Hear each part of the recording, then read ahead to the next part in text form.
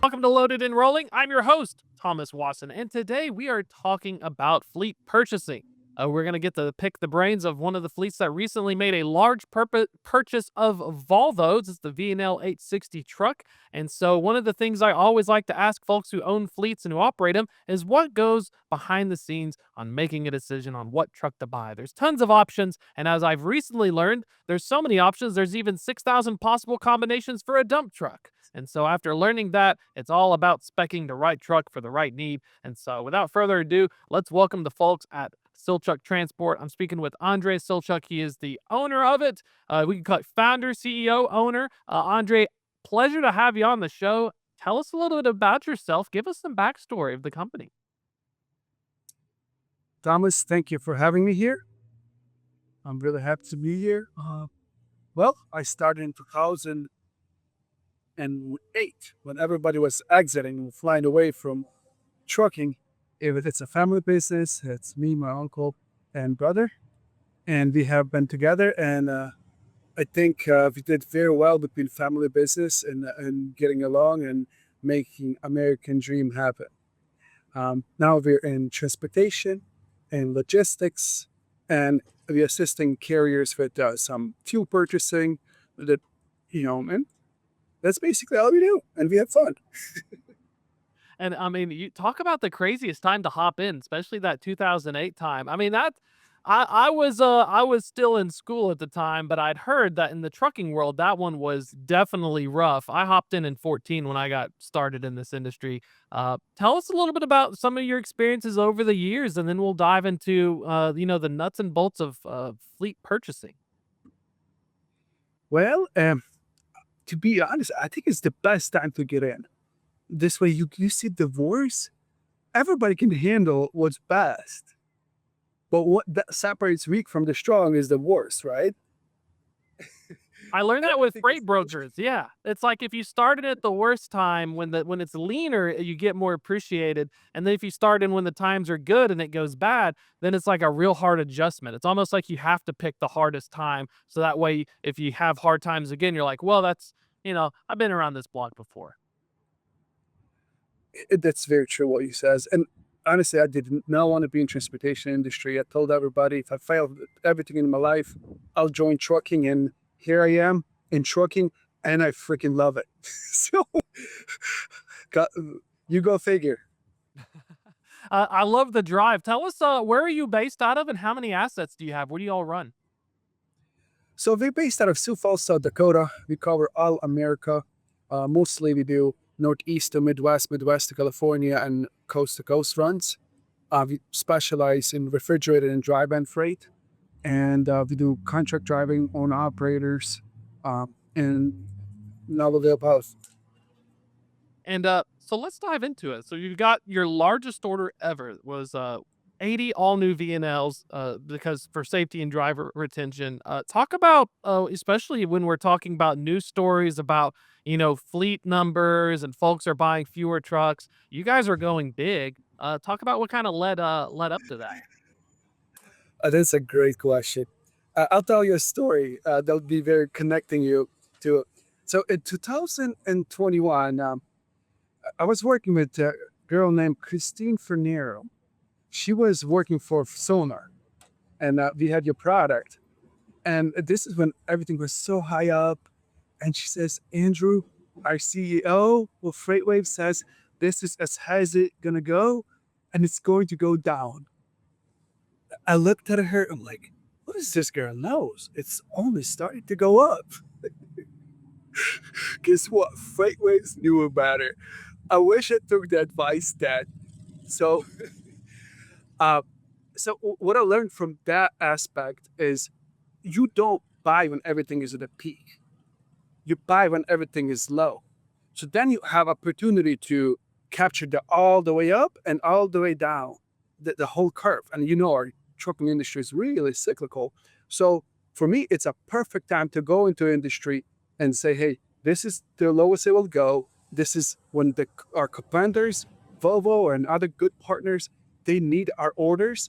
And this is our way of showing respect for them and thank them. At the same time, we're giving our jobs to American citizens, and and we are looking forward to next wave. And If I you're kind of like, going, yeah. sorry, Oh no, go ahead. You were talking about getting ready for the next upswing, right?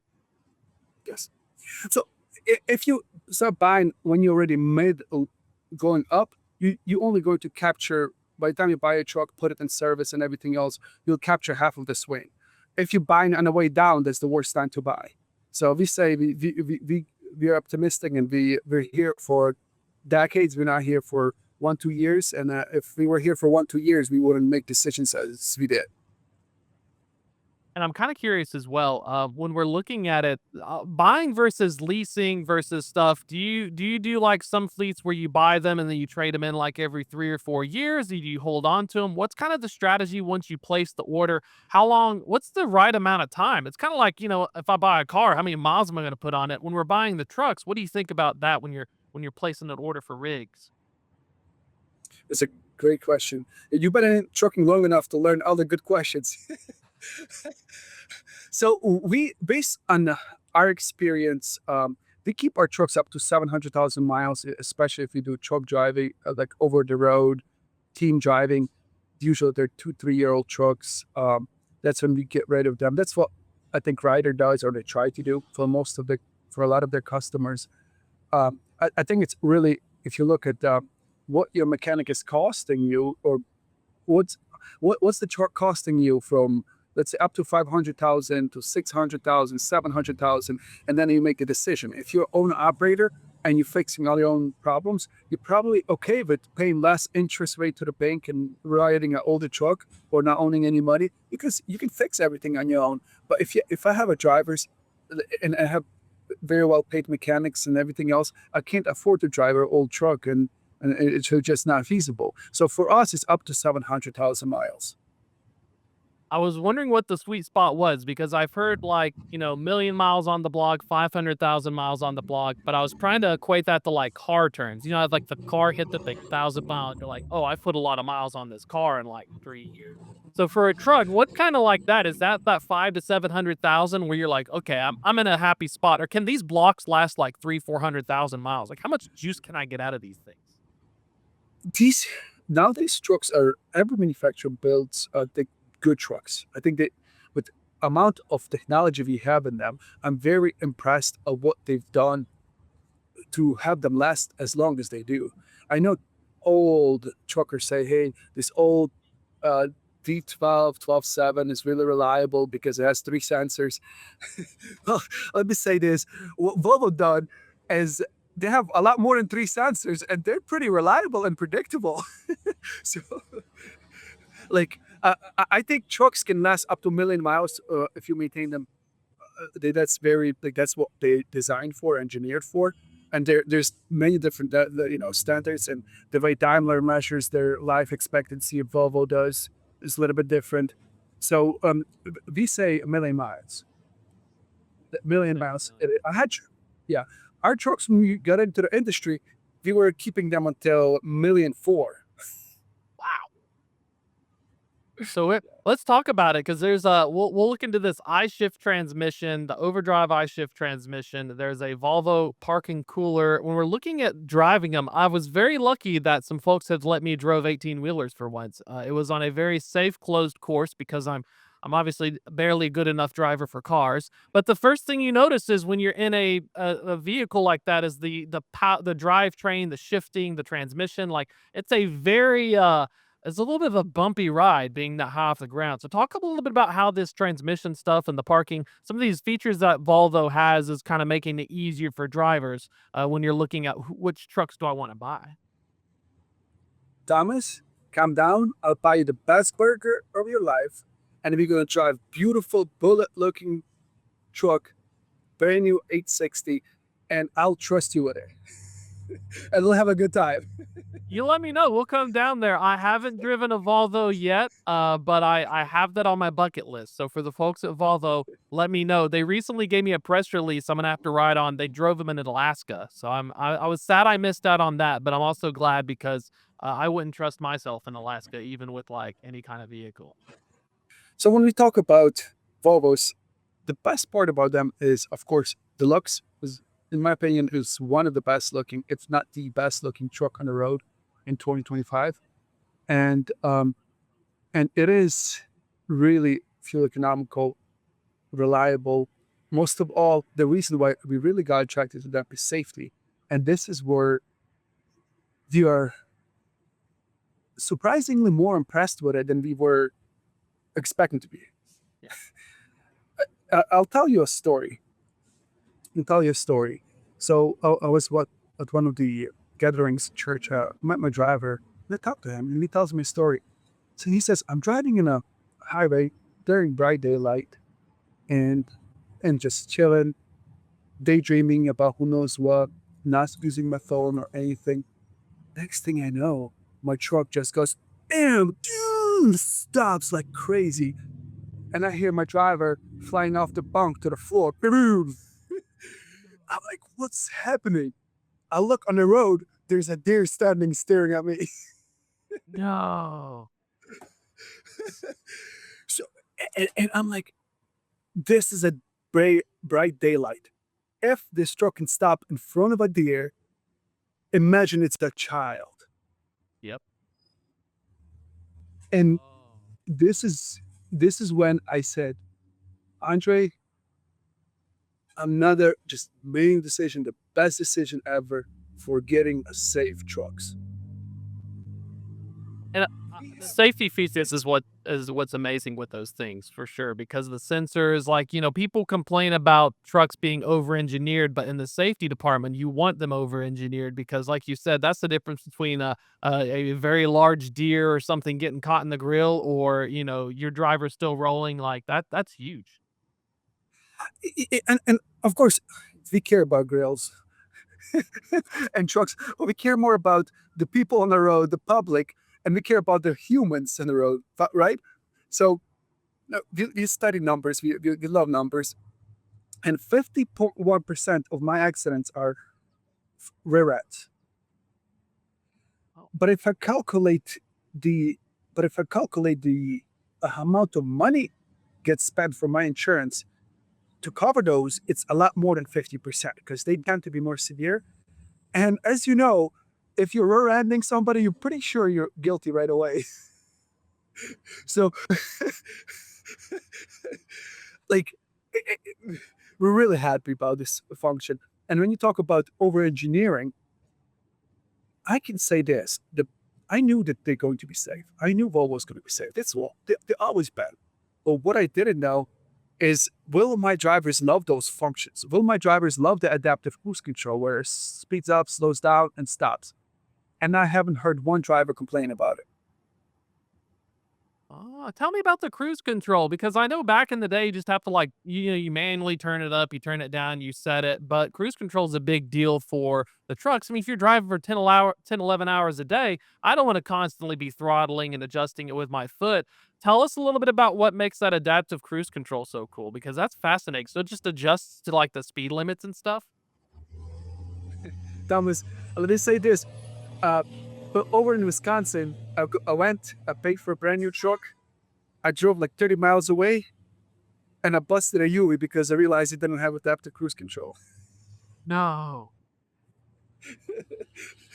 So I think they're going to remember me for till the end of the days. I came back, I returned and bought a different one with adaptive cruise control. They thought we were crazy and I was crazy. And I am crazy, but it's like if you drive every day, do you want to stand in the traffic, press gas, slow down, press gas, slow down? Or do you want to set a cruise control, an average road condition, and just relax and then let the truck do its job?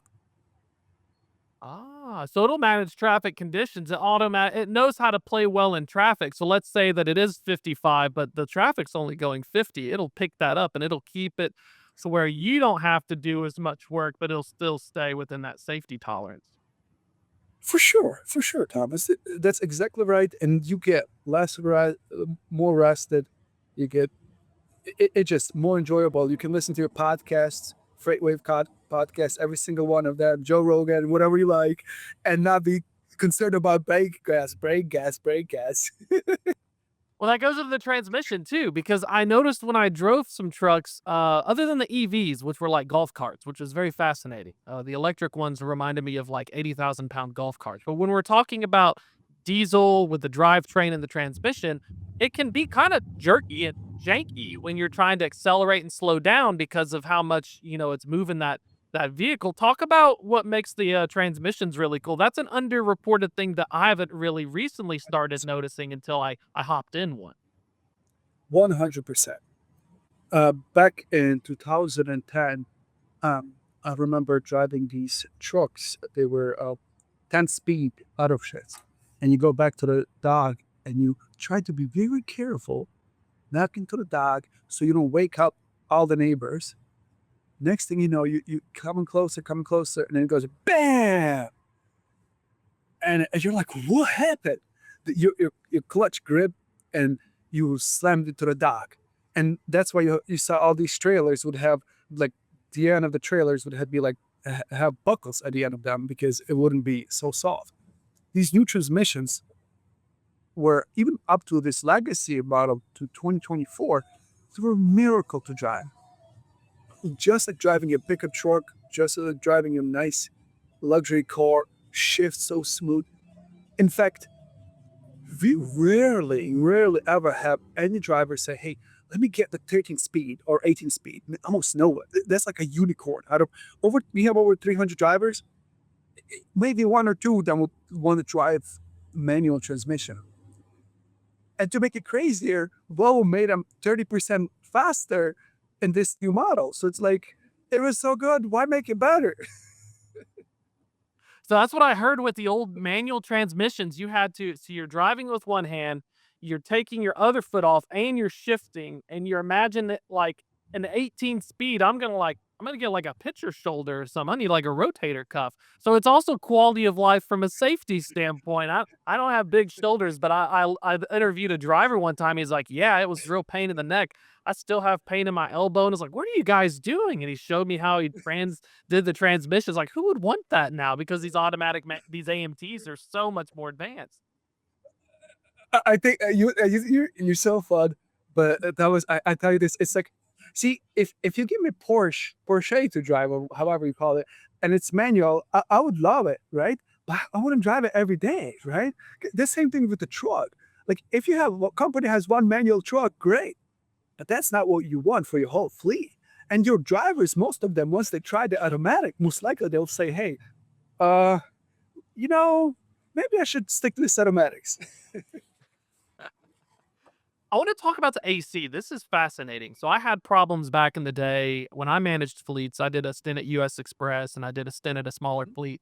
Um, the problem was keeping them cool. So there's a fascinating one.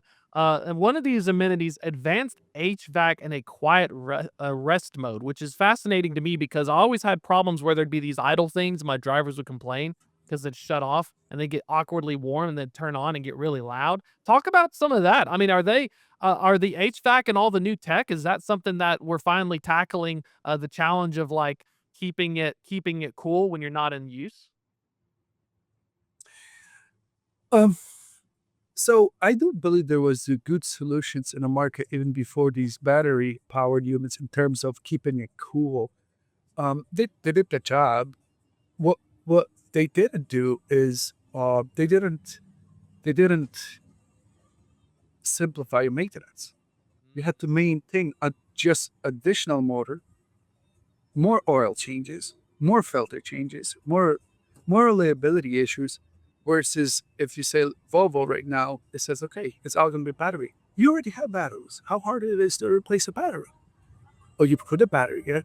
And I think that they're really smart is battery management systems. If you spec your truck correct, and you will have battery managing system where it will start the truck up by itself and charge the battery up as they draw low. So, in my opinion, it's about time. So Yeah. I'm just glad that I'm glad that some manufacturer, including Volvo, did an outstanding job bringing this to the market. That was my biggest challenge with an APU because when I looked into it, I'm like, so wait, it's a diesel generator that's under it, so it runs instead of your truck if you had a diesel APU. And they're like, yeah, that's how it works. So I had a few of them on my trucks, but then the problem was sometimes the APU would crap the bed, or my drivers would put all of their things, including 5 fryers, an Xbox, a television, and then they just kill the battery, and then the APU doesn't want to work. I have stories. You probably have more stories than me, but my APU related woes. So now with Volvo, the battery they're making these things batteries. They can help out with the AC, and then it turns on. So there's a whole system of helping it out instead of, like you said, dealing with an oil change for my APU. Yes. Yes, that's for sure. That's you nailed it. I can't add more to it. So let's talk about upkeep here. We got a little bit of time left here. You guys are having your fleet maintained by Burr Truck. It's a Volvo certified uptime dealership in New York. They recently had a cool customer event showcase as well. For folks who are unfamiliar in the fleet space, how big of a deal is that to have the dealership network help you out? I always wondered this myself because sometimes they'd say, well, Thomas, your truck can be fixed locally or your truck needs to go to a dealership. If you buy it, is the goal when you have a brand new one to just always take it to the dealership? Or like talk about the big deal with that, having that support. Thomas, as a fleet manager, it makes all the difference. It could make or break a deal. Relationship with Burr Truck, they've been great partner, and they went above and beyond in terms of if we got 80 trucks. At the 80 trucks, we couldn't keep up with all the volume of preparations of the trucks, doing this, doing that. They went out, they spoke to us, they tried to understand our questions and our problems. And instead of just giving the solution that would benefit them, they came and give us a solution that benefits our relationship, both to us. I do believe in win-win relationship, and they definitely did exactly that. So I can't say that anything bad about them, only just positive. And they send their mechanics to us just to help us with the just surge of work, which is about to be over. And that they're truly people of honor and respect. And then I I guess hope that it's answers also, your question. yeah, no, that's it. I had one last question as well. I guess it also helps because you've got the 80 trucks ordered. When you want to buy another 80 Volvos, if you have them kitted and spec'd and you're working with the dealerships, they already know how the trucks are, so it kind of helps out if you want to, I guess, make a trade in or something. I don't know how you try. I've tried trading in my car before. I don't know what the conversation is if you want to trade in like more than one. You just show up, you're like, "Hey, I got like 30 I wanna get for the next year. Can you, like, cut me a deal?" Or So I think we got a little bit past the stage where we don't trade in a lot of trucks for getting to be a little bit of a bigger fleet. Um, and I think we're a unique fleet for used truck buyers in terms of what we do for maintenance and preventative maintenance is phenomenal. It's if you look at Taylor and Martin, Rich Brothers, you look at Walmart trucks when they go on auction, they always do 10% better than every other truck. oh, And you say, what?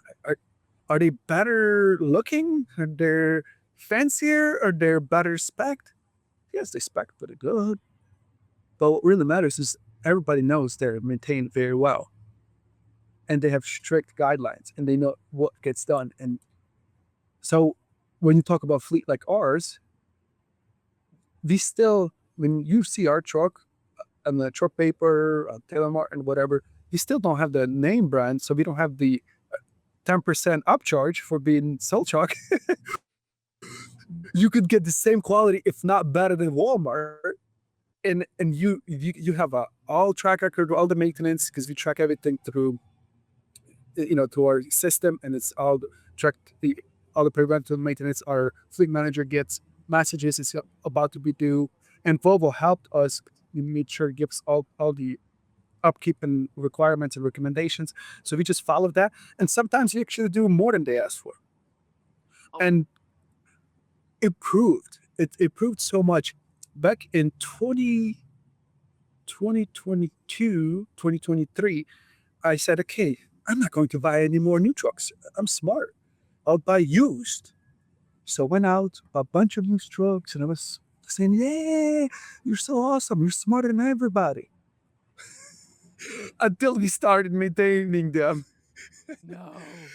It's, it's like, and it's like now one truck from one fleet, a lot of them. It's like, I don't think we do anything extraordinary, and I don't think we're anything special. We do what OEM requires. We do a little bit more. We take care of the wire. We definitely take care of the wire. When a truck arrives from a factory, you go through A through Z, starting from a tailpipe all the way to the hood and back.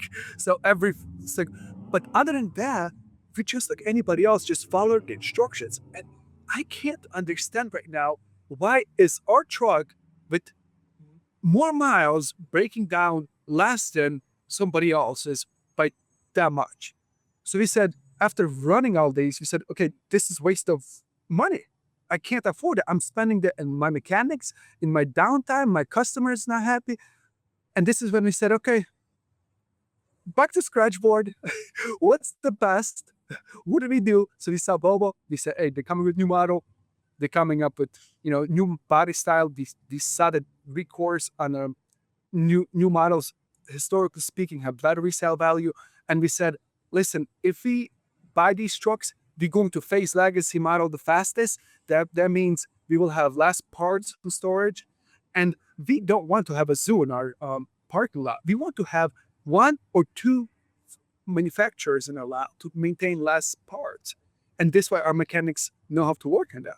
So phasing to Volvo was a really great decision.